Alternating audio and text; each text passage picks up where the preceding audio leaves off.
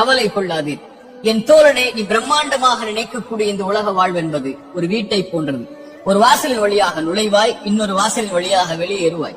அந்த இடைப்பட்ட நேரத்தில் நீ வாழக்கூடிய தங்கக்கூடிய இந்த இடம்தான் இந்த உலக வாழ்க்கை.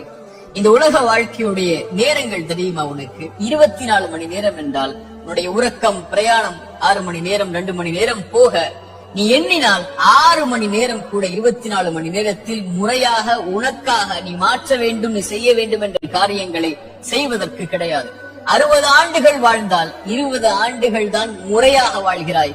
மற்ற நேரங்கள் எல்லாம் உறக்கத்திலும், பிரயாணத்திலும், மற்ற அலுவல்களிலும் சென்றுவிடும்.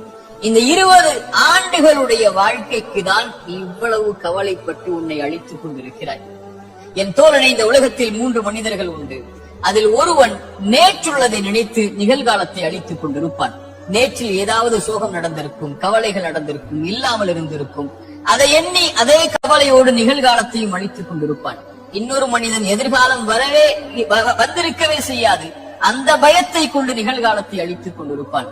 இவர்கள் இருவரும் இந்த உலக வாழ்க்கையை வீணாக்குவார்கள். இன்னொரு மனிதன் உண்டு, அவன் நிகழ்காலத்தில் ஒவ்வொரு நிமிடத்தையும் நேரத்தையும் கணக்கிட்டு கடந்த காலத்திலிருந்து எடுத்து வந்த பாடங்களையும் படிப்பினைகளையும் கொண்டு வாழ்வை செதுக்கி அவன் எதிர்காலத்தின் தயாரிப்போடு தன் இறைவனை நோக்கி சென்று கொண்டிருப்பான்.